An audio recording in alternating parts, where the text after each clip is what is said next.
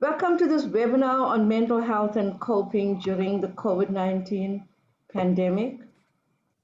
The panel discussion will address some current realities, strategies, resources, and support in coping with mental health, anxiety, and wellness.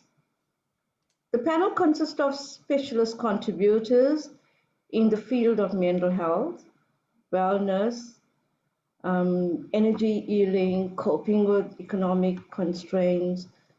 And I think with what you are heading in, we will make the conversation a bit more enriching. I'd love to introduce to you our first speaker, Dr. Sweya van die Oon, who's a registered educational psychologist, a master certified coach, adult education specialist, and many more. So, just a little bit about Sweya. In her words, she says, I'm known for working with individuals, groups, teams, and organizations who seek to thrive despite the complexity and uncertainty emerging from the diversity of our experiences. I have an ability to stay steady as well as enable this in others while nurturing ingenuity.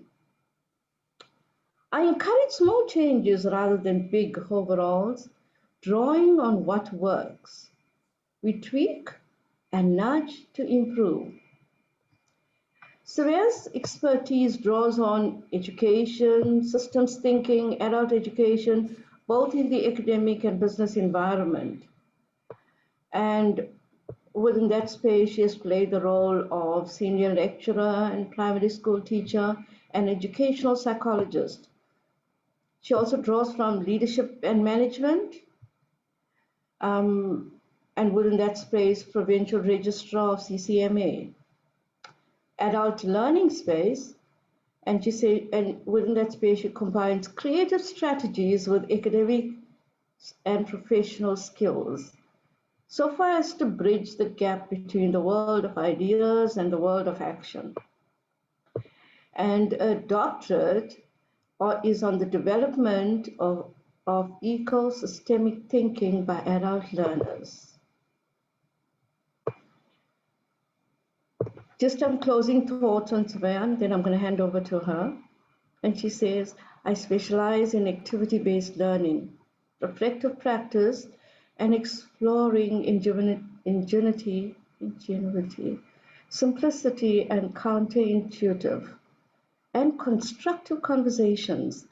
I enjoy integrating my academic education with my practitioner work and life experience in order to offer creative, high quality, enjoyable, while rigorous learning opportunities.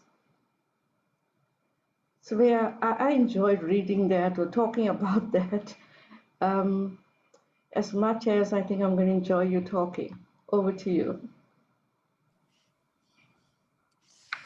Hi, I'm saying hello from Cape Town in South Africa, where it is the beginning of the working day. And I'm aware that we're talking with people from many, many different areas. But for me, that perhaps is one of the things that I would like to offer straight away about the issue of mental health and coping, is that there's no doubt in my mind that the more embodied we are, the more likely it is that we will actually have a sense of knowing where we are in this world and in this experience. The more disembodied we all become. And I think Zoom, I heard a comment, which was someone said, our world has become Zoomified. And I thought it was quite an interesting comment. And by Zoomified, I think it really means disembodied. Right, in my sort of contribution to this panel, I've been asked to say something about mental health and coping as a way of framing it. I have made one or two slides because I thought with an international global audience, it's sometimes very helpful to have some visuals as well as hear my voice. So I'm going to share my screen, and Cindy, if you could be my tech elf and just tell me if you don't see what's going on, or if they're black stripes, because that's the COVID results of my one computer, is it's got black stripes. Don't know what that is. Okay, so one of the things that struck me about the topic of this panel was this word realities. And I thought, what actually does that mean? I think we say this word reality very easily, but what is it really, what are we really talking about when we say realities? And what I'd like to ask you to do, if you're, with us, whether you're in YouTube or whether you're live, is to just think for a moment to yourself, is what do you remember about the day or days when you first became aware that life as you knew it might be about to change in ways that you were not yet even able to imagine? So what I remember in South Africa was that there was a sudden flurry of people starting to send WhatsApps and Facebooks and saying, you need to listen to the radio and switch on the TV. The president is going to talk and we're going to go into this thing which is called lockdown. And nobody even knew what that was, except that people felt it sounded like a prison. So one of the first responses that I think a lot of people had was, I'm losing the sovereignty over my own life. And I think that there's a sense that with mental health and wellness, one has a sense of sovereignty over one's own life, not necessarily that one's in control of everything, but the sense of that you can make a difference about how your life works. So you might have noticed some responses, and the traditional ones when we face a crisis, I think are well known to everyone, was traditionally we thought about fight, flight, freeze. And then we had a whole lot of research which came out starting in the 60s and 70s when people began to realize that this fight, flight, freeze had been premised on looking at leaders in organizations, most of whom were male, and that there weren't many female leaders at the time. That has changed. It's still not perhaps as we would like to see it, but that in fact there was another response. So it was fight, flight, freeze, and what became known as tend and befriend, which is linked to certain other kinds of responses in the body and in your brain chemicals. Now, what I'm going to do is not speak a lot about brain chemicals and neuroscience, etc., but rather to stay with meaning making. And in terms of meaning making, I suppose my question to all of us is, if we remember back to those first few days of COVID-19 sort of coming into our lives, into our worlds, is to think to yourself, how were you in relation to yourself? How were you in relation to close people? How were you in relation to acquaintances and colleagues? And how were you in relation to strangers? And to just give some thought to that, about that all of us will have had a reality which was our reality and may not have been that similar to anyone else's. On the slide, you should see a small snail appear. And why I've chosen this image is that I'd like to propose to all of us that we construct homes for our mental health. And like the snail and its shell, when those homes are threatened, or worse yet, if we become homeless and we're not a slug, which is accustomed to having no shell, but is like a snail, but not a snail. So if our home is threatened or we become homeless, that's when we begin to discover things about our coping responses. And I'd like to show you something which I use quite a lot in my teaching and ask you for a moment to just look at this and think to yourself, what do I see? If you're on with us live, you might want to put into the chat. That's up to you, but otherwise just have a look. It goes like that. So what you might see is you might see this as opportunity is nowhere. You might see this as opportunity is now here. And we all know about ambiguous pictures, but I like this one particularly because the thing that I would like to raise to our attention is that if you see it as opportunity is nowhere, it invites you to a particular response to COVID-19, to pandemics, to your situation. If you see this as opportunity is now here, it has a different invitation in terms of responsiveness. And I don't know about in your world, but certainly in my world, there's a lot of talk about the following, about getting to the new normal. And I'm slightly irreverent, so I always want to say, well, why would you want to be normal if you can be spectacular or amazing or lovely or generous or kind? But anyway, mental health is something that is connected to normal. But at the moment, I think, if we're not going back to so-called normal, then what are we trying to go towards? And how do we find a sense of steadiness? So what I'd like to go on to is saying something about mental health and how do you create a home for coping? I think that people assume that everyone has a home for coping, and I don't think that's necessarily so. And particularly, how do we create homes for coping when we face uncertainty? And one of the things I know about coaches that I work with in terms of mental health when I work as a supervisor is I hear them say things like, oh, this client was so okay when we started, but where did this come from? What they're now talking about or how they're now manifesting. And I think that for many coaches, we would have experienced both in ourselves and in our clients, this phenomenon of, I thought I knew this person, or I thought I had an idea about this person, and now look. And I think that this has happened to a lot of friendships. So one of the tragedies that I know many people faced is that they began to discover that they really didn't like some of their friends very much anymore, or their family members, because of people's responses. So I'd like to read you something which kind of illustrates this issue of, is there such a thing as a reality? And I'll read it aloud to you because it may be too small on the screen. It goes like this. Today was the absolute worst day ever. And don't try to convince me that there's something good in every day, because when you take a closer look, the world is a pretty evil or dangerous place. Even if some goodness does shine through once in a while, satisfaction and happiness don't last. And it's not true that it's all in the mind and the heart, because true happiness can be obtained only if one's surroundings are good, and it's not true that good exists. I'm sure you can agree that reality creates my attitude. It's all beyond my control. And you'll never in a million years hear me say that today was a good day. And this is the kind of mental set, all right, which encourages you to respond in a particular way.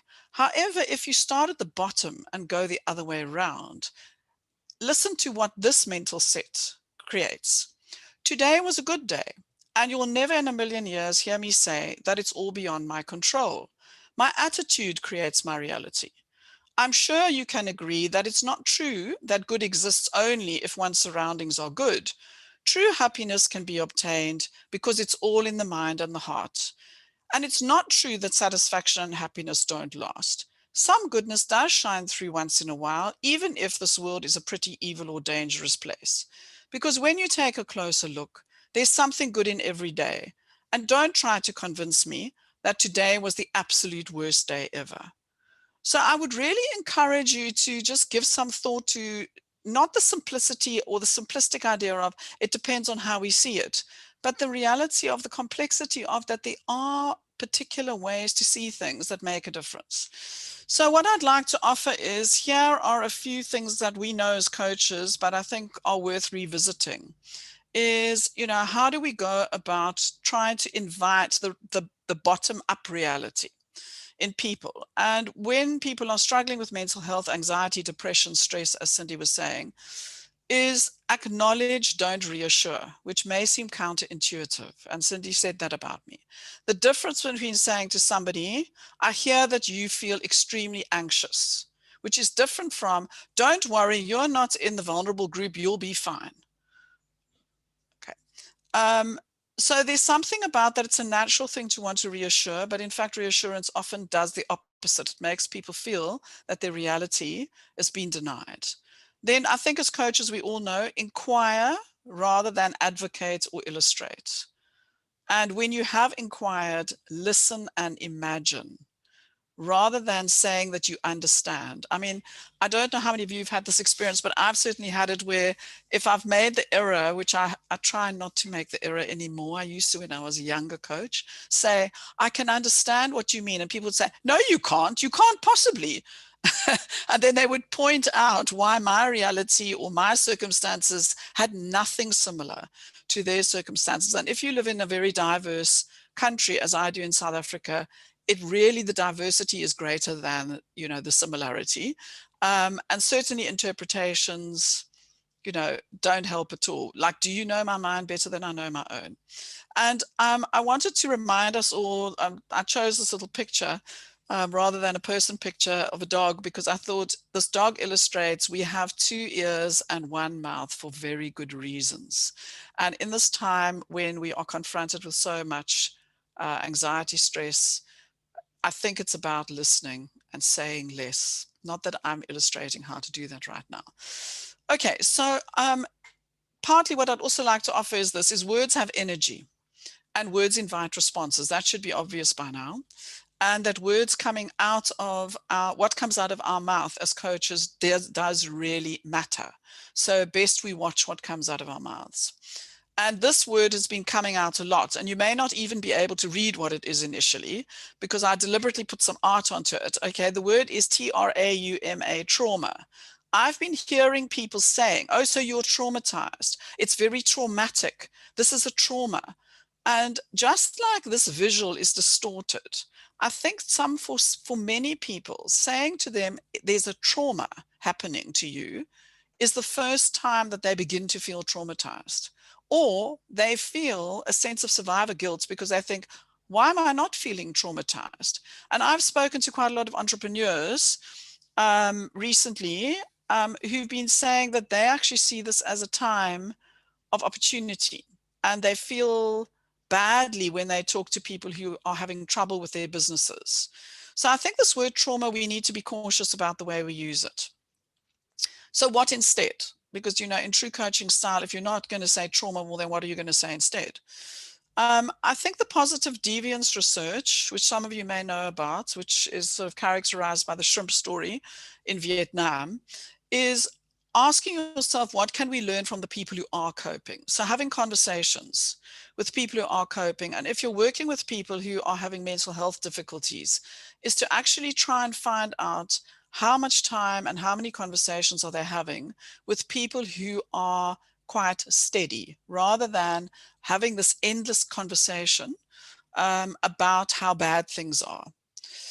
The other thing is the we, is to talk about we, as in everyone's in this in different ways, but they are in it together, rather than the me, and overemphasizing my particular version of the story. I've mentioned that I think survivor guilt is really a problem for a lot of people who's saying, I don't actually feel that bad. I've actually quite liked being in lockdown and things like that.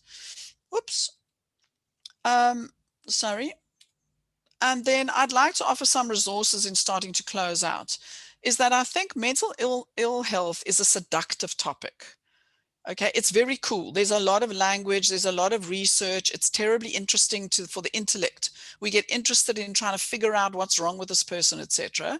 But it isn't the scope of practice of coaches. And I think one has to watch one's words. I'm hearing more and more coaches talk about narcissistic leaders as an example. And I think woe betide you if that's found on a piece of paper or etc.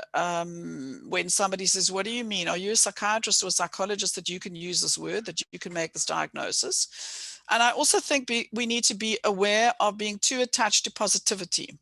Coaches are known for this positivity language. And when people are in a hole, feeling very threatened, feeling isolated, not knowing where to go, they don't need silver linings to turn up on their conversational doorsteps and start saying, oh, it'll be, it's fine, and you're so capable, etc. So that's why I mentioned this thing of acknowledge, don't reassure, and certainly don't drag people into some kind of positive future, because maybe that's not the future they want to go into. I've put this resource up because I'm not sure how many people are even aware. It's in the ICF website. It's very useful. It's a one-sheet client referral guide for coaches, and I think it really has some good ideas. Open spaces are great, is having conversations. I had lots where I just listened to what people were experiencing, not what their opinions were, but what they were experiencing.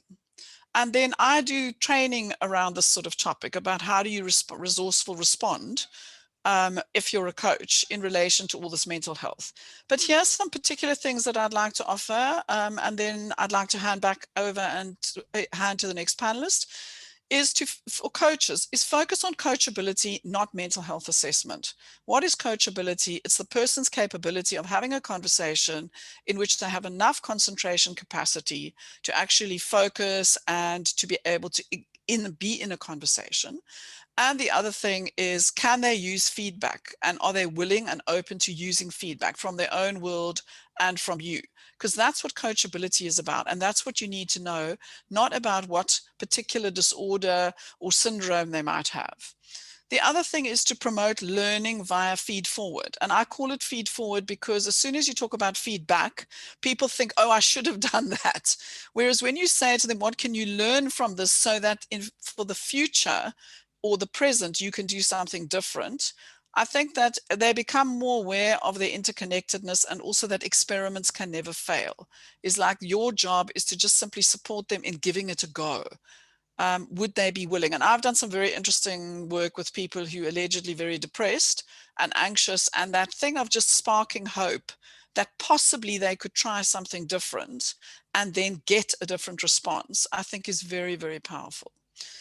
So, I mean, for coaches, we know this: focus on capability and coping, but don't minimize pain, suffering, and stuckness, because that's where people will start resisting you and going, you don't understand, let me tell you again how hard it is. And finally is to activate naturally occurring resources in the client's world. Please resist becoming the emergency 24/7 service. Coaches are not well placed to be like the ambulance and the fire brigade. They usually aren't in practices that allow for that. And what do I mean by that? In other words, is try to get your clients to see what is in their world, whether it's the dog that they can walk, the neighbor who they haven't spoken to for days, the person that they, need to be in touch with, whatever. What resources are there in their lives that can help them support themselves with uncertainty?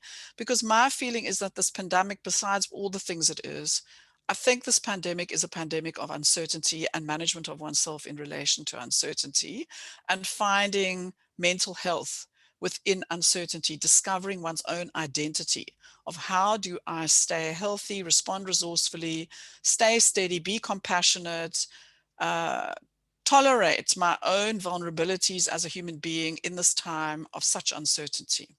Cindy, thank you. That's me. And I'm going to stop sharing my screen and switch myself onto mute.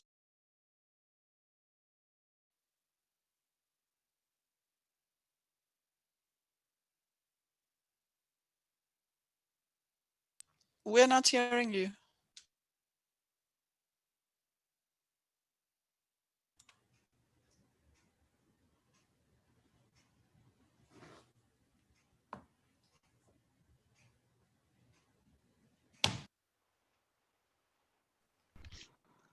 You'll need to do a wiggle or a jiggle.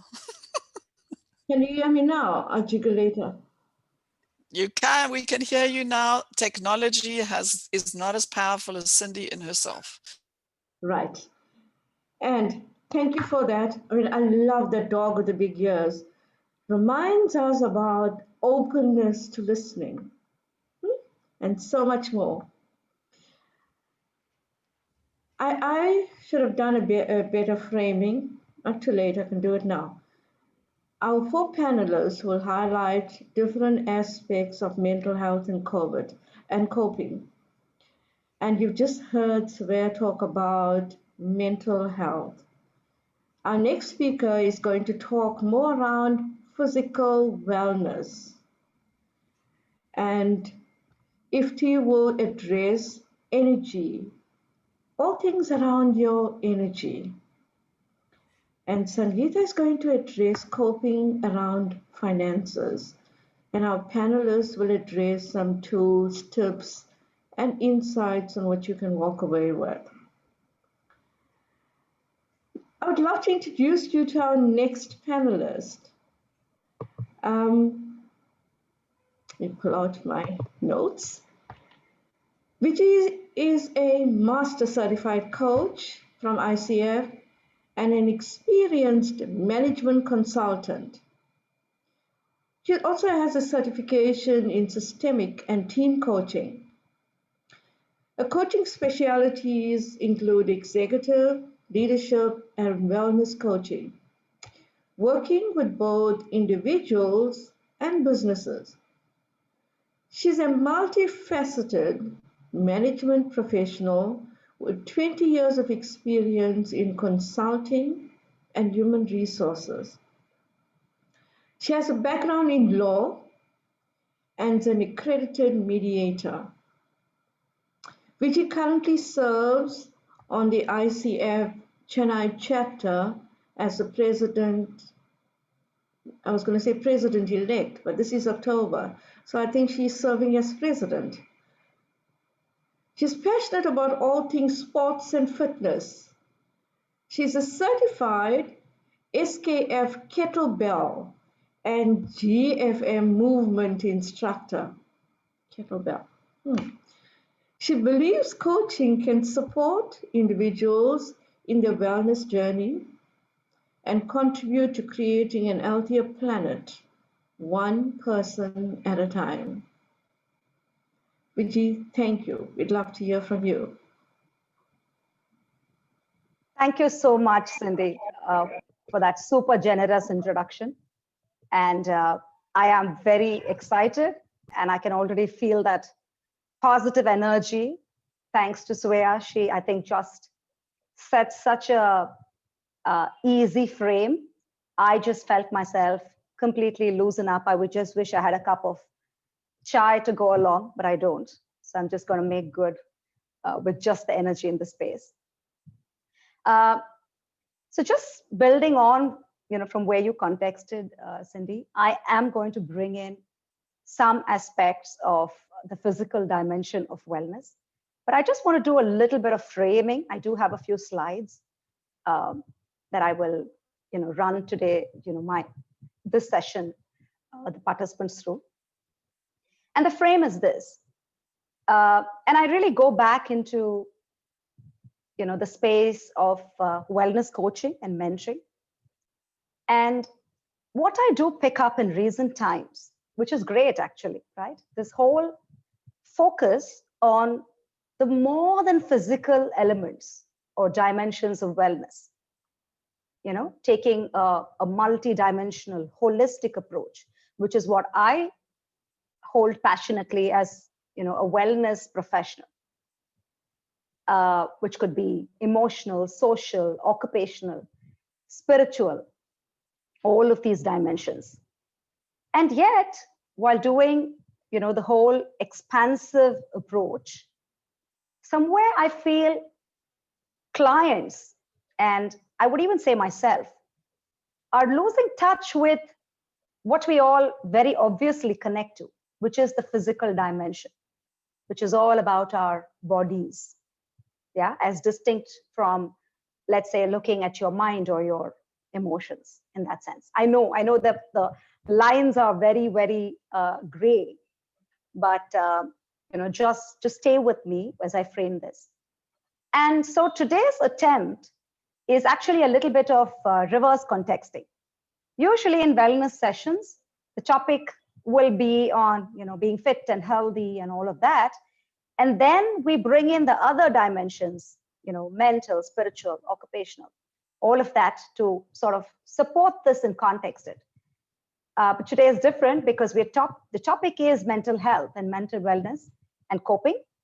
And I would try to bring the physical lens to say how this actually adds up and how caring and coping with our bodies and our physical dimension can actually support us with our mental health.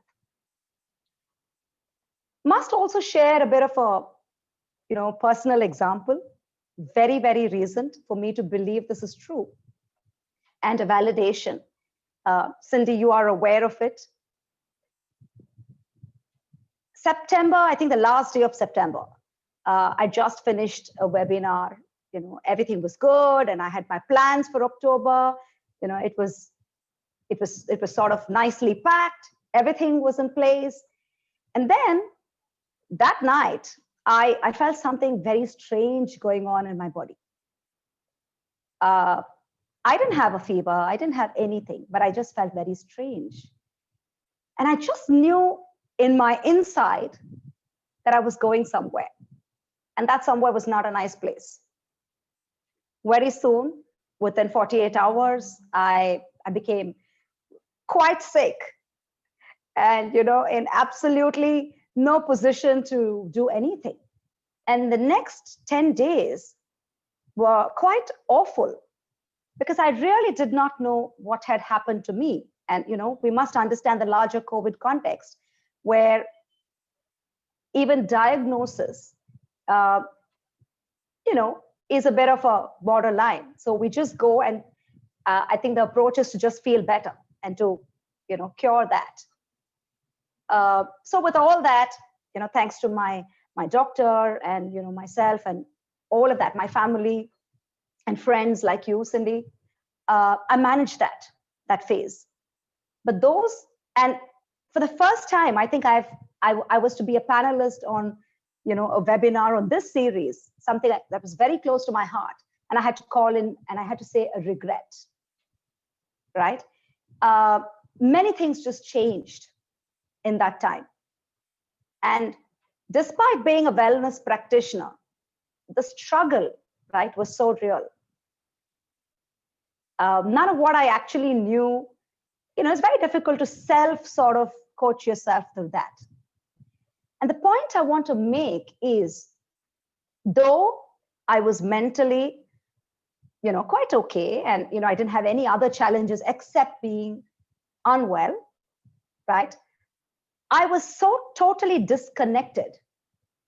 The pairs of my body and my mind was so mismatched. And I'm sure maybe Ifti will talk about it as he, shares about energy. But for me, there were two parts of me not in sync. And the energy was crazy because my mind was also ready, but my body just said, no, time out, 20 days. The point I'm trying to make is, unless this vessel, this instrument is really there and, playing at its highest potential, it's very difficult to mentally or emotionally just be in a good space. So that's really the context. And I'm just going to run us through a few slides, like Svea said, because I know this is a mixed audience and I just want the contexting. Can you see my screen? Thank you. So quickly, just to jump in with a little bit of, a definition. When we talk physical wellness, we talk about all of these things. Yeah, maybe there's a little more, but largely we talk about these things: exercise, activity, movement, your diet, sleep, energy levels, understanding and appreciating your body, its signals. And I mean in a very, very physical sense, right? Feeling good about your own body. And finally, health promoting behaviors, which is very, very important in a time like this, where you have to be monitoring yourself from time to time.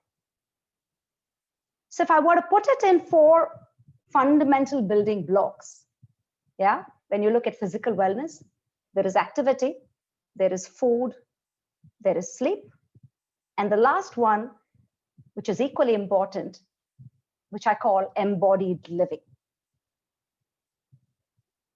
I'm now going to share, a few lessons. Maybe there are a few hidden hacks in there, which I think I have learned in these last 8 months, personally, and also in, working with my clients. And I am just so grateful to each of them. In each of those journeys, there was inspiration that you take away. The first one is, and I'm just going to talk 4 things. Some of this, which I'm going to talk about, may seem very simplistic, but in the simplicity, in the basics, in the fundamental, lies great power. And so as you listen in for the next couple of minutes, I would like you to soak it in your own context and think about it. There is no rocket science here. First one is about moving better. A simple mantra when it comes to movement is move often, move better. Yeah. Just doing this can actually be so empowering and so wonderful on the body. And what do I mean by movement? Movement is not planned exercise. So it's not about, doing 1 hour of running or yoga or kettlebell training, all of which are very important. Yeah, and it has a role. But today I'm talking about everyday simple movement that we do. Just think about yourself in these last few months, largely if you're a professional who, and I know Swaya mentioned about Zoomified, the amount of time you are actually sitting, has it gone up, has it come down? And how much do you intentionally move? And we must think multidimensional, multiplanar movement, this fundamental movement which will work all your muscle groups. And if I might break it down, there are 7 fundamental movements: pushing, pulling, squatting, lunging, hinging or bending, twisting or rotation, and gait. We often take these for granted. But my invitation to you is to think about how might you integrate these fundamental movements in your day-to-day life. So simply put, when you lift a heavy object from up top, it's actually a pull movement that you're doing. But how much of it do we actually integrate? How often do we sit on the floor? How often do we cross our feet? How often when we pick an object, we pick it the right way? How much do we attempt to make our body consciously in balance? How much do we do unidimensional work? The other thing that I want to talk about is embracing primal movement. Primal movement, like the image in my chart, is about movement that comes very naturally from the time you're an infant. It involves things like crawling, rolling, jumping, crouching, animal kind of movements. These movements are something that comes naturally, but over a period of time, as we condition ourselves, as we grow and become adults, we forget a whole lot of these. And maybe after the session, just try crawling like how you would when you were a baby. And I know a lot of adults actually find it very, very uncomfortable. A movement that was so joyous only 20 or 30 or 40 years ago suddenly seems very alien. When you embrace primal movement, you go into a very primal state where you're just absolutely in your own skin.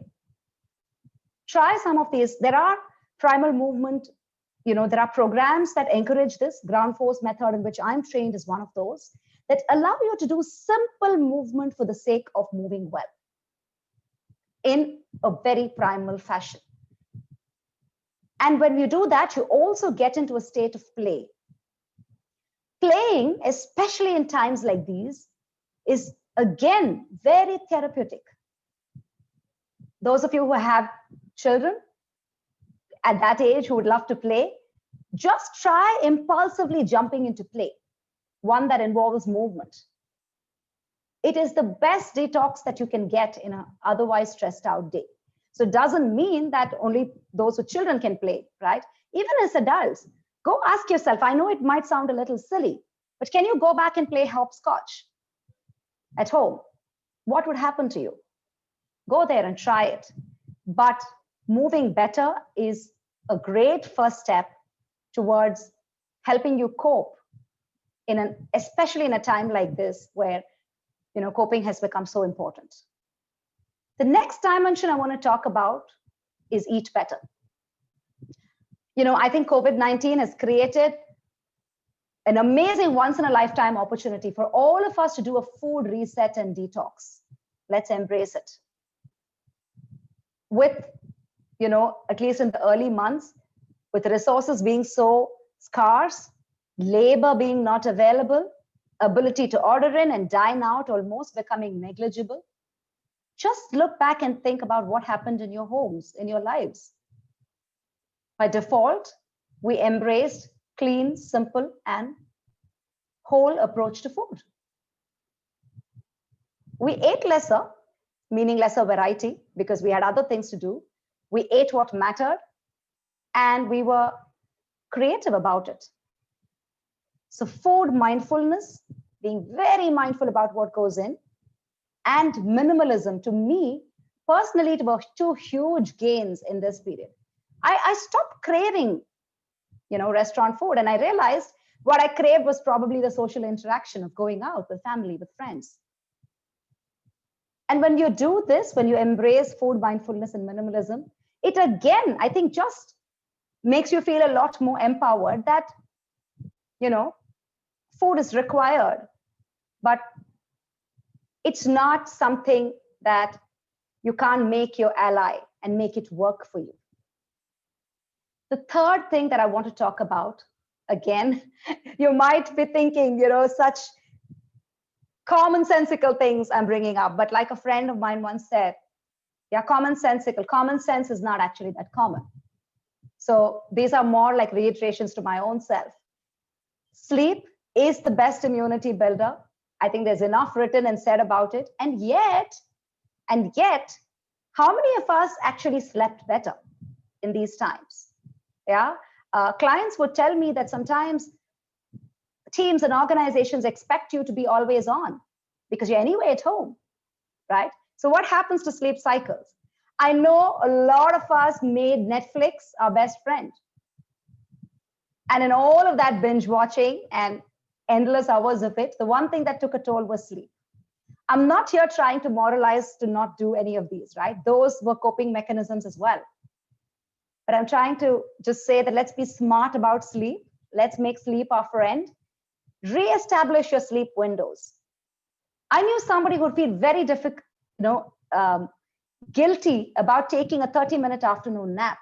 And yet that's all that's required to ensure that you plow through an otherwise endlessly, ongoing day. Beware the bedroom office. I know most of us are doing that. For most parts, I am doing that as well. And the big one that takes a hit is sleep. Finally, don't feel guilty about sleeping. In these last 3 weeks, I have slept, and I'm being very open about it, at all odd times of the day. But that was one thing that I think really helped me recuperate. And oh yes, very strongly connected with sleep is the sun. And we all know melatonin is a biggest gain for all of us. Get the sun. My final bit for taking care of physical wellness and coping is living better. You can live better when you live in an embodied fashion. And what is embodiment? Embodiment is simply about being in tune with your body, developing a felt sense, not just listening to your body, but allowing that listening to translate to awareness. I know it's not very easy, but it is a skill that can be acquired. Listening, being aware, and then responding on time. I even feel a situation like what we are in today, a lot of us must tap into our inner intuition and wisdom to see how we can take care of our bodies even before it becomes too late. Always listen to your body. And that's that. I want to conclude with this, that everything is connected.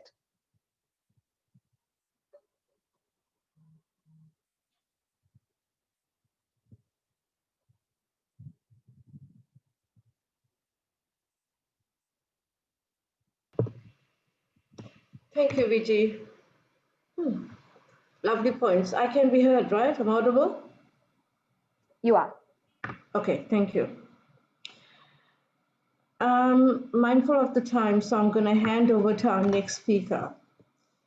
And before I do that, I would like to encourage our participants that are joining us on Zoom Please can you type your questions or any discussion points you want to raise. As soon as this panel has presented their piece, we will have an open discussion and include all your questions and discussion points. Our next speaker who brings in a wealth of information on finances and all things associated to finances.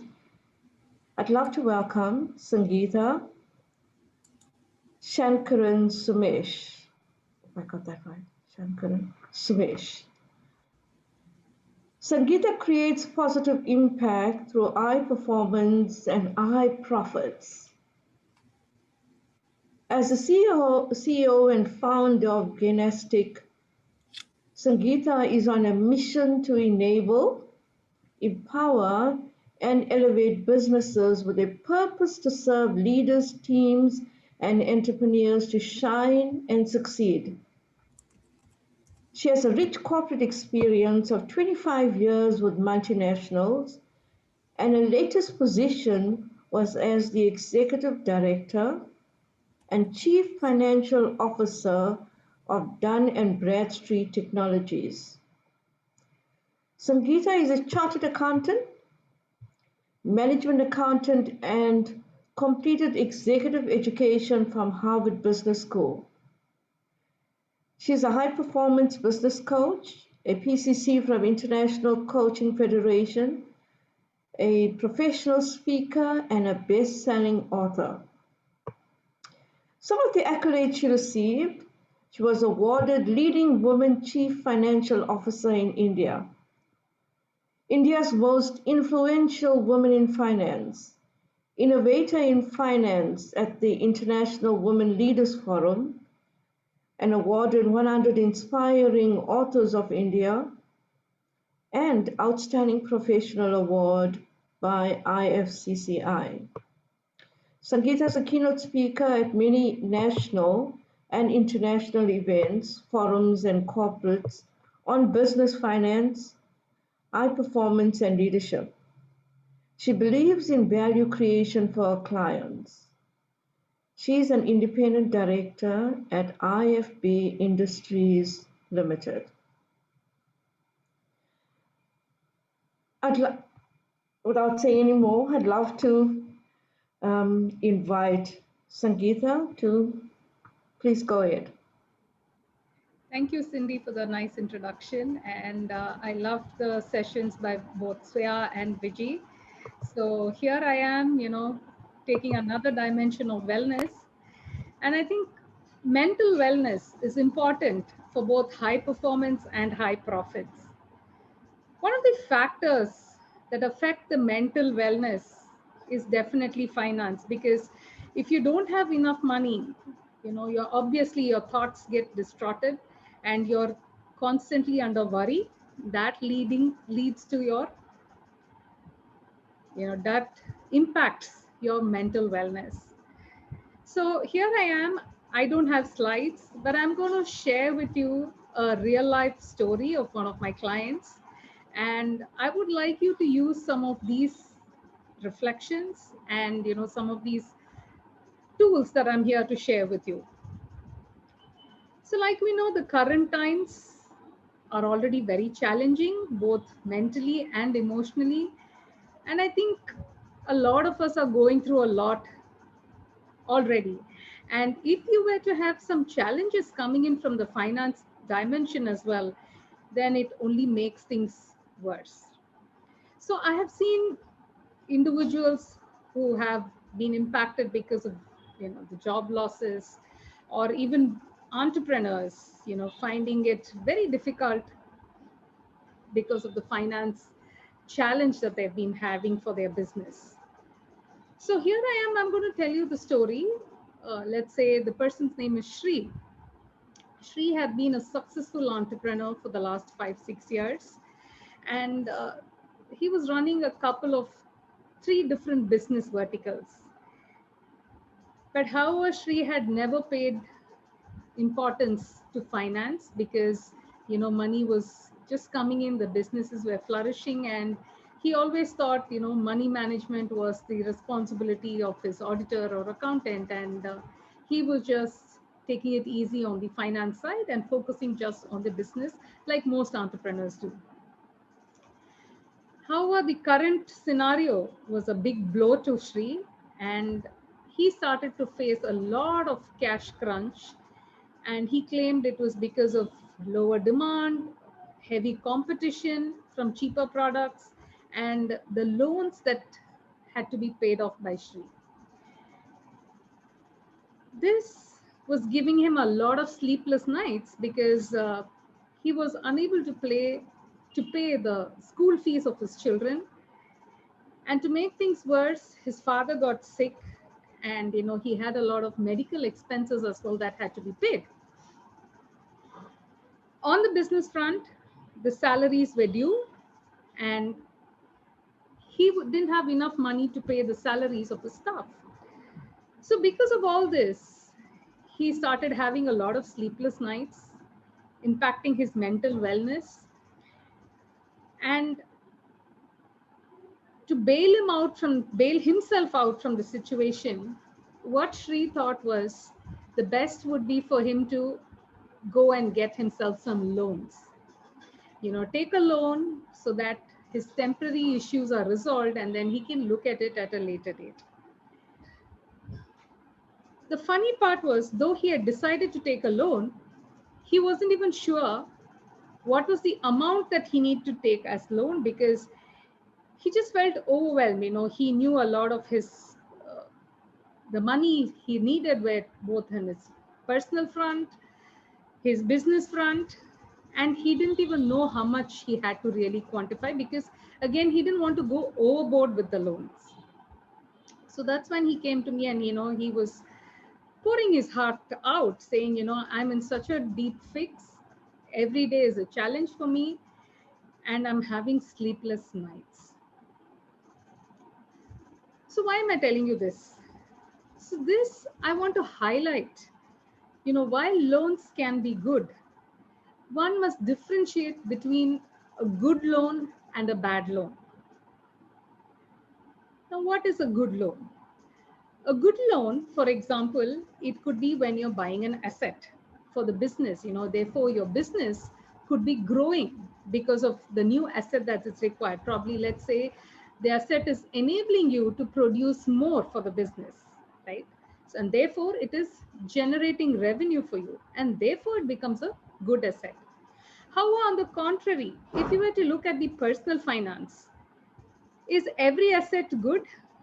That's a question you need to ask yourself, because it's important to differentiate between an appreciating asset and a depreciating asset.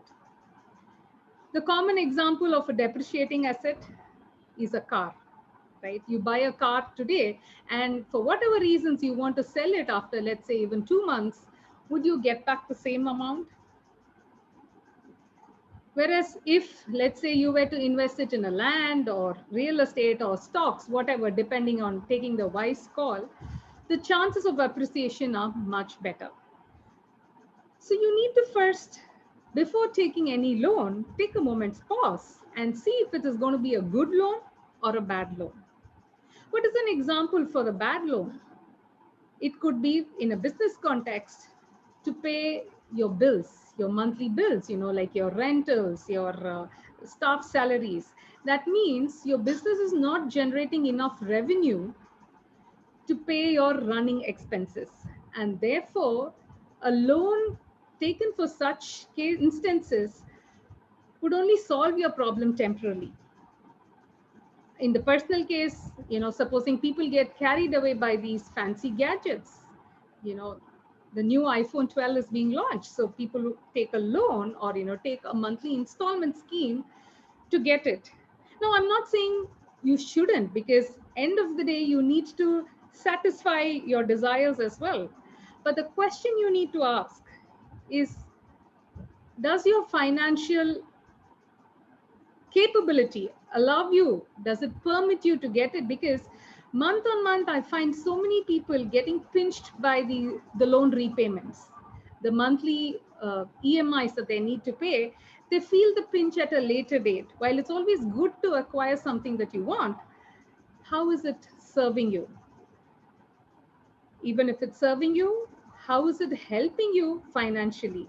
Or is it draining you financially? So that is something one needs to check before before opting for any loan. So as a business coach, coming back to Shree's case, I made him realize that what seemed like a short-term way out could actually, lead him to similar situation in the long term unless he was able to correct and, take the right financial decisions for his business. So my friends, for you, what I would like you to reflect on is, how are you differentiating between a good loan and a bad loan? So what is your criteria for it? And what is your financial purchasing capability before taking a loan? So it's just that before opting for any loan, one must take it, with full awareness and understand the financial implications and repercussions that come out of it. So the first thing I wanted to highlight to you was about the loan.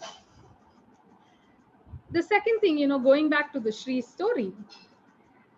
Now, what had happened, like I mentioned, he didn't know how much was the loan that he even needed to take, and he had no clue about the money that was available to him and how much more money was required by him. So the first thing I got him to do was to prepare his cash flow statement, his cash flow projections. What was it in the past? And, how does the future look like for him and his business? So that he would first get an idea of the cash requirements that he needed. And once he had prepared this cash flow analysis, it was funny because the business by itself was able to sustain itself financially. So where was the money being leaked? Shri was using a lot of the business money to repay his home loan. And that was a huge amount. And considering that the business operations had shrunk due to the current times, this was impacting him in the business and as well as his personal challenges. So both ways, Shri was in a bad state financially. And not just that, the projected cash flow also revealed that, a lot of the money dues that were Shri had to get from his customers from his business perspective, he hadn't been collecting them on time. And that was also impacting his cash flow. So what is my takeaway here for you from this lesson is, the first thing is you need to know your cash position, be it for your business or for your personal usage. Many people I come across, they don't know how much is the exact cash that they have, or how are they going to plan to utilize it. So the first thing, know your cash position. The second thing, especially when you're pressed and having a cash challenge, is to prepare a budget and then also a forecast, because that helps you, gives you a better visibility and better clarity on how you want to spend the money that you have. So I have given some of these templates in my book. It's called What the Finance, WTF for short. So you can look at it if you want some templates, and that will tell you how you can manage your cash better, because if cash is impacted, then a whole lot of peace, mental peace is gone. I always say cash is like oxygen. You always need to have the cash, otherwise you're going to be in for trouble. So the other thing I want to again give you as the takeaway is the acronym. I love giving acronyms because the recall value is much better. So if you were to remember cash as an acronym, how would that look like? So C stands for collect on time. Whatever money is due to you, like, in Shri's example, we saw that he wasn't collecting on time. And I have also seen people who tend to give loans and not collect the dues on time. So the C stands for collect on time. A is to anticipate your cash in and cash out, so that you know how much money you are expecting and how you can actually spend the money the way you want. S is to systematically monitor, because at any point in time, before you want to take any financial decision, you need to know how much cash you have. So you need to systematically monitor the cash that you have, and hedge is the habit of reserves. Especially during times like these, we've seen how important it is to have reserves. So especially liquid reserves, so that in case of any emergency, you're left with some cash to handle the current situation that you're left with. So my friends, again, I'd like you to think about how much cash do you have, and what would be the optimal number so that you feel you are safe, so that you're not impacted by having sleepless nights and and not having to really worry about the cash situation. The last thing that I want to tell you is, again, going back to Shree's example, this financial mess that he was in, it is one common mistake that most entrepreneurs do. That is, they mix the personal finance with the business finance. While it's the same person, the money belongs to probably the same person. Legally, they are two different entities. The business is a different entity compared to the individual, and therefore, one mustn't be mixing around the two. So, in Shree's example, what he had done was, he had failed to pay himself a salary. And, whenever the business had enough money, when I say enough money, it was just the revenues that were coming in. He was utilizing all the money in a lavish way and therefore living beyond his means. And the entire impact of it, he felt it now when the business was impacted, and everything came to him as a blow because he didn't have the enough purchasing power within himself. So the takeaway number 3 I'd like to leave you with is to live within means. Now, when I say this, many people again ask me, how, is there a framework? So I call this the principle of essentialism. So it's very simple. Divide it into 3 buckets: highly essential, essential, and non-essential. You can use this especially when you're having a cash crunch and when you want to conserve the cash. So while highly essential and non-essential are a no-brainer, the gray area is the essential one. Now, how does one go about, let's say you go grocery shopping and you find some knickknacks, you find a nice juice, you find a drink for yourself, or you're tempted by some online shopping. How does one balance between, being frugal and overindulging themselves? So that's where, this essential bucket, which is a gray area. So I'll tell you an easy way how you can manage here. So based on whatever revenue that you get, you can either fix a percentage of the revenue or a fixed amount, so that each month, you're living within the means. So when you prepare your budget, it will give you a better clarity on how much money that you have with your disposal.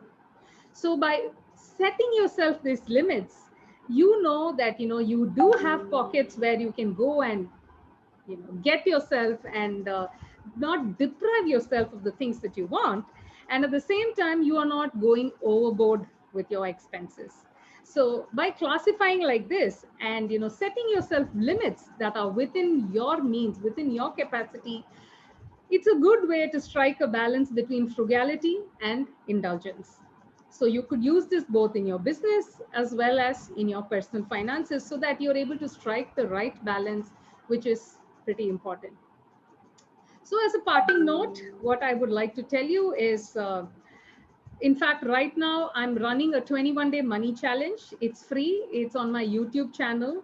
So I'm just posting short videos on money management, and giving you little small activities that can be done at the end of it. So if you are interested, please feel free to go to my YouTube channel, and then you can follow these.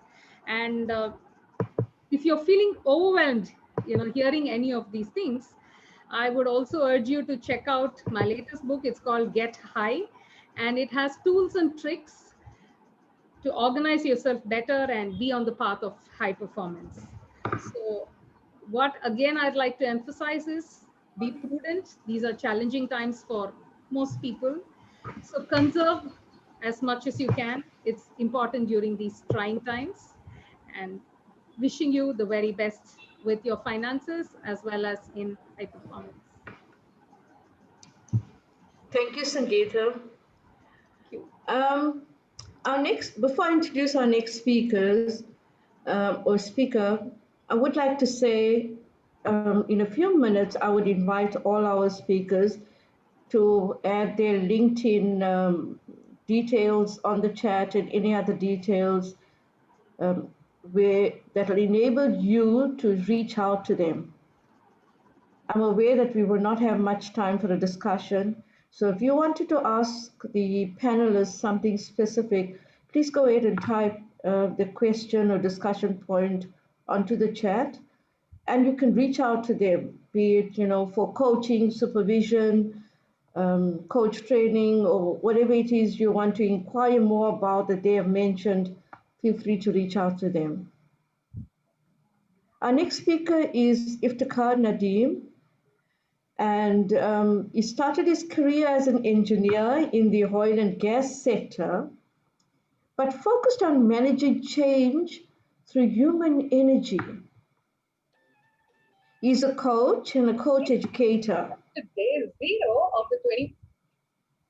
He learns and supports senior leaders for peak performance based on science and the art of energy management.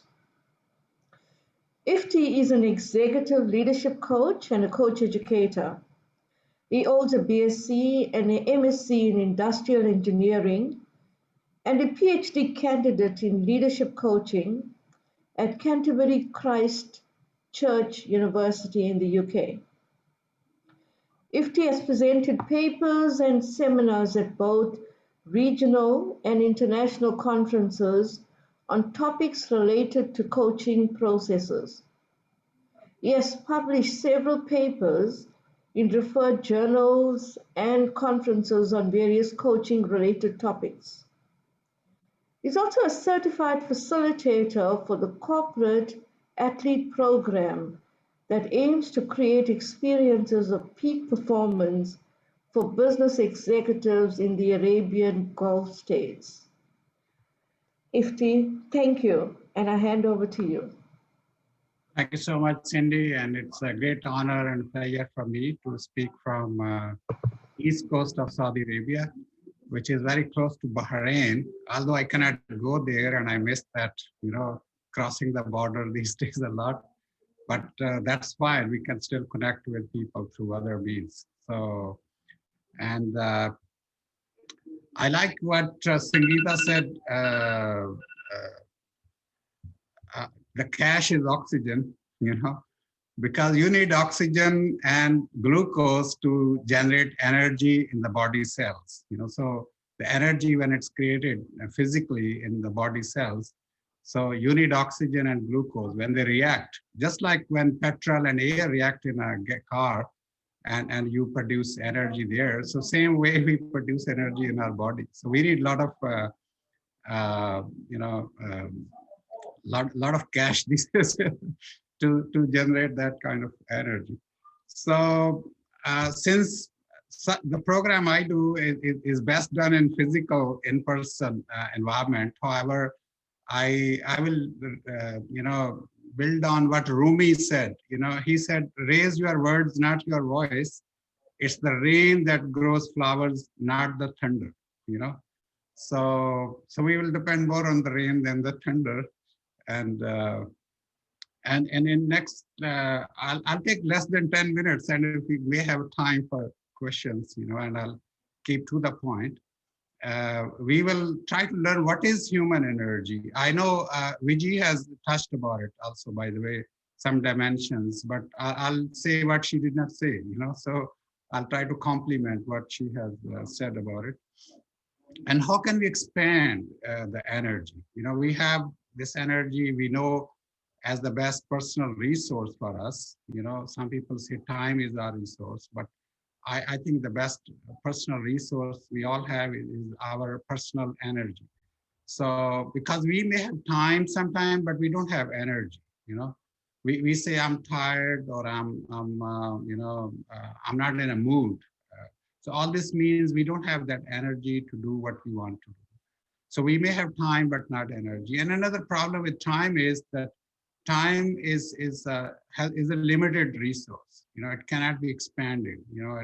It's finite. So, but energy can be, and it can be renewed as well. So energy is a renewable, expandable resource for humans. So the way I look at energy is what I learned from it is science-based, and it's multidisciplinary, in fact, in learning. So a lot of it comes from sports psychology, or positive psychology as well, and some nutrition, physiology, and other principles we learn or borrow from different disciplines of science. And then you can add some practical wisdom to it. And this is how we then learn more about energy. And in physics, energy is defined as the capacity to work. If we look at the science purely, what is energy? It means capacity to work. So it's our capacity to perform, or sometimes that capacity is high, sometimes is low, but that's what it is. Now, as we grow in age, our energy capacity start going down. So after 30, usually with more responsibilities, like we have children, we have more responsibility at work, and we try to do other career things. So our demand goes up, but our supply goes down with time. So there is a gap start emerging. Usually at 30 plus, it may be different for different people, but it starts showing that there is a gap now between demand and supply. So you have more demand than your supply. So that's where we have this intersection where we need to focus on how can I expand my energy, or can have a more energy, so that I can do or work on what I want to work. So the way we look at energy, very similar to what Vijay has mentioned, is four-dimensional. Some people go more than 4 dimensions, also social and others, but I think 4 are good enough to not to complicate the whole thing. So if we focus on 4 dimension, and the first one is physical, which she talked on it a lot, and that's about quantity of energy. So what is the quantity, and which is very foundational, by the way, and I think she rightly mentioned, and that if you are sick, everything else start falling apart. So you cannot focus, you cannot have a positive emotions, and obviously you cannot achieve a purpose if you have. So quantity of energy, it's very foundational, physical energy, but a lot depends on what we eat, and it does change immediately. The food is giving you instant gratification sometimes. So, and when we are like hungry, our energy is low. When we are, overeat, energy is low sometimes. So that's where the oxygen thing also comes in, that you have to have oxygen with the food. Otherwise, food alone will not generate that energy. So if you eat, which we say eat light, eat often, eat light, and then take a walk, for example, that will bring more movement, will bring more oxygen. So the better reaction will take place and more energy will come. So what we eat and movements. I think she talked about all kind of movements, so I will not go there. Sleep is also extremely important, and we have sleep cycles. Obviously, and most of these cycles are, for most people, 5 cycles, each one of average 90 minutes. So we have 7.5 hours. So 7 hours, that's why it's brought as a number. Usually how much I should sleep is 7 hours is a good number, because you may complete 5 cycles of sleep, And when you wake up at the end of cycle, you are usually more fresh than in the middle of the cycle, So that's why when we wake up with alarm, we are usually not in the best mood, because you are in middle of a cycle. Although it was 5th cycle, for somebody it could be even 6th cycle, but it will still give you that, oh, I'm tired, because you did not complete the cycle. And then breathing, I'm a big fan of breathing also, deep breathing and all that also instantly can affect, your energy. Most sports people, like players, tennis players and others, they use breathing very strategically to keep their energy high. Now, next dimension is emotional, which is more quality of energy. What is the quality? And sometimes we measure it through emotions or negative emotion, positive emotion, although emotion should not be judged like positive, negative, but still whatever we understand as a negative emotion, or we call survival based emotions, or positive, you feel challenged will give you different energy than you feel, oh, I cannot do it, disappointed or something, angry. So they could be high intensity, low intensity emotions, but so emotions is another. So I don't know if people are engaged. I will ask them to ask this question to all the people, including the panelists, that what are you most grateful for today? So let's do this little gratitude exercise. So if you can put in the chat box, what are you most grateful for today? That could be your life accumulated gratefulness. It doesn't have to be only this morning. So I see people putting something there. What are you most grateful for today?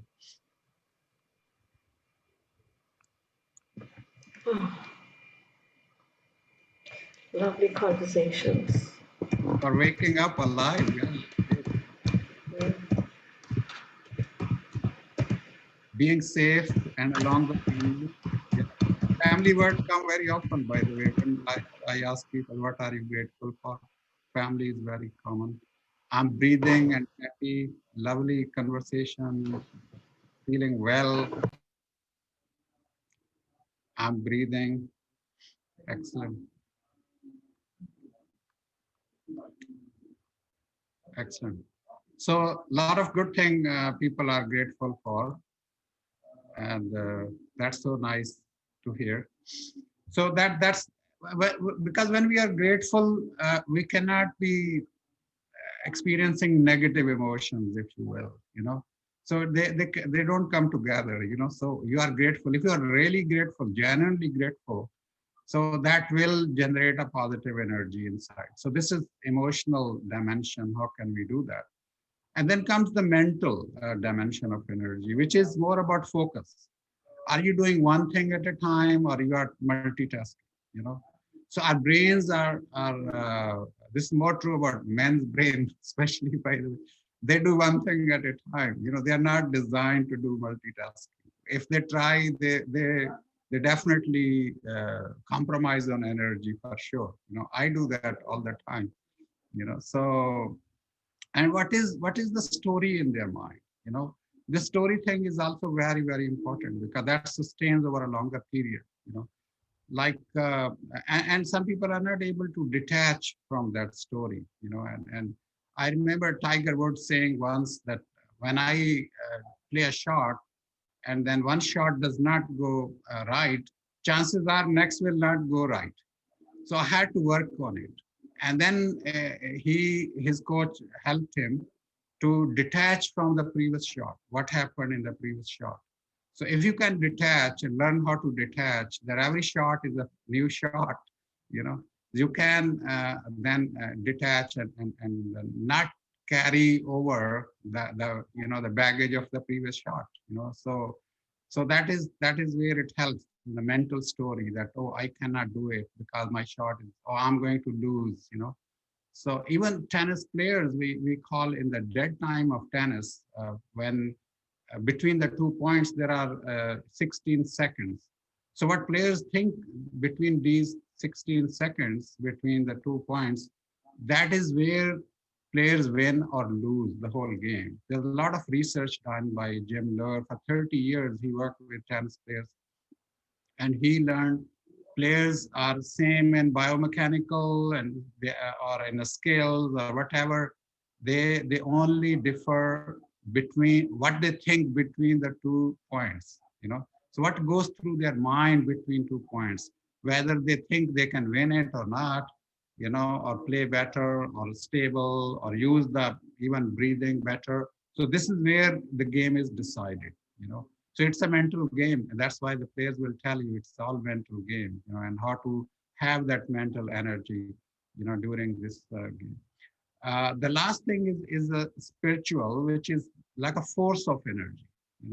So spiritual mean, do you have a purpose in life, which has clarity, which has intensity, which has depth? So if that kind of purpose you are living with, you have endless energy. And as we all know, Andre Agassi was, #1 coach, tennis player in the world. But then when he became #1, he was quite disappointed with his achievement, in fact. So he went on drugs. He was so depressed. He went on drugs and he became like 140th position. So then when he worked with the coach and he found his purpose that he wanted to help underprivileged children in Vegas area where he belonged to. And he found a purpose. And next morning he was in gym, 4 o'clock a.m. He was in the gym and he became #1 player again.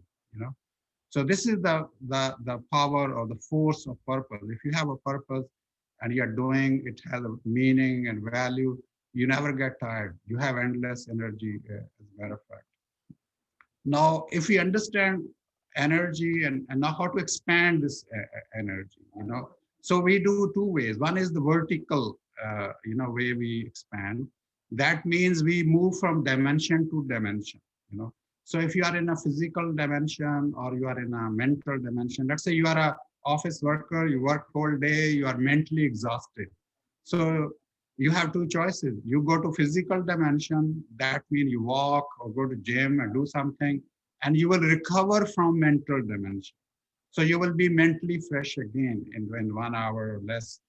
Same is, you could go to emotional dimension, and that's what most people do. They go home and meet the family and the children and the hugs and all of that they do.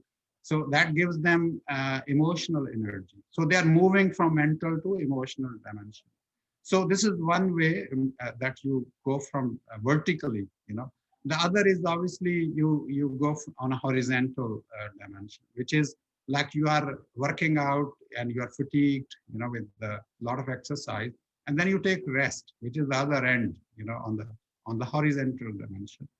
So this is another way how can you renew your energy.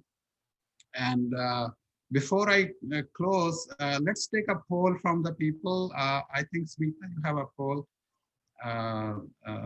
to run.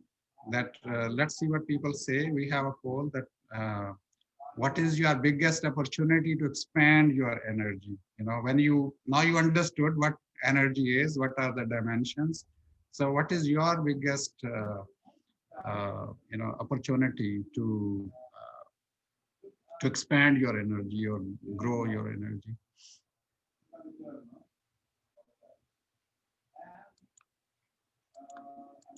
I hope people are able to click it and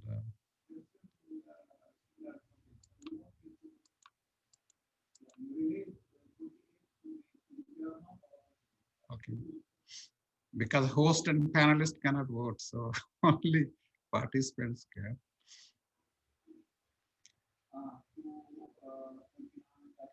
So maybe can we end? We can stop and see the results. So if you want to share the results, yeah, great.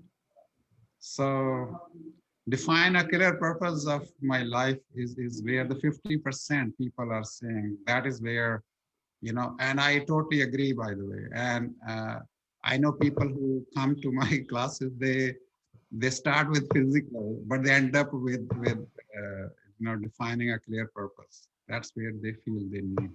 So, which is excellent. That means the people here, they are very smart and they picked it, right, hopefully. So Cindy, I will stop here. If you have anything else to question or whatever, I will be happy to. Thank you. Thanks, Ifti. Thanks to all the panelists. This topic, arise, awake, seems to be more alive now, in simple ways and in bigger ways, right? Because we all picked up things that we want to think about and expand for ourselves and perhaps give it more reflection space so that those become more a part of perhaps our purpose or something that we want to do. So, I'm very grateful to the panelists for raising more awareness and picking up on pieces that were so embedded in everyday living, our lived experiences. We've reached the end of our time. We've just got 3 minutes to go. We can't have much of a discussion, but I think there was immense value in what was already said. So thank you for that. If anybody wants to raise a particular question that maybe we can talk a bit more about in 3 minutes, feel free to do so. I have a question, and it's quite a emotional focused one, because there's many, all aspects of what we're discussing today heads to our spiritual health or our spiritual wellness. But there's one that I found quite strange enough. I found that when I was in an emotional space, a negative one, and that happened quite often during COVID-19, where I would find myself like get into an emotional space, quite deep into it quickly. But the moment I switched on the TV or listened to somebody else, it became an outward thing, and I completely forgot what I was emotional about. So I found like there was a relief for myself in something else, an outward thing. So where I hear you, I see you nodding. Explain a bit about that. There's only one word to say it: distraction. That's what it is. Ah, yeah, but it was a good distraction. Exactly. But I think that's part, and thank you for reminding us all that when we sit in judgment on coping, it's not usually a good idea. So if distraction works, it works. Maybe one doesn't want to do distraction all the time, not when you're driving, I guess, but yeah, but I think it's a lovely example. So thank you for offering that to all of us as we're starting to close out, is that we will need to find what works for us and be compassionate with others and ourselves, about what works, rather than have an attachment to what should work. Yeah, I completely agree with you, Svea. I think your body, your mind, you know it best, and it's okay. It's okay to do strange things that you wouldn't have done otherwise, and allow that to anchor you. I think that's fine. Yeah, yeah. I would sometimes share with my children what I was feeling very emotional about, or share with my husband Gerald, and they would call a couple hours later. How are you doing now, Mom? And I would go, about what? Like it was gone. Completely forgot it. Good. Thank you. Any other closing thoughts from the panelists?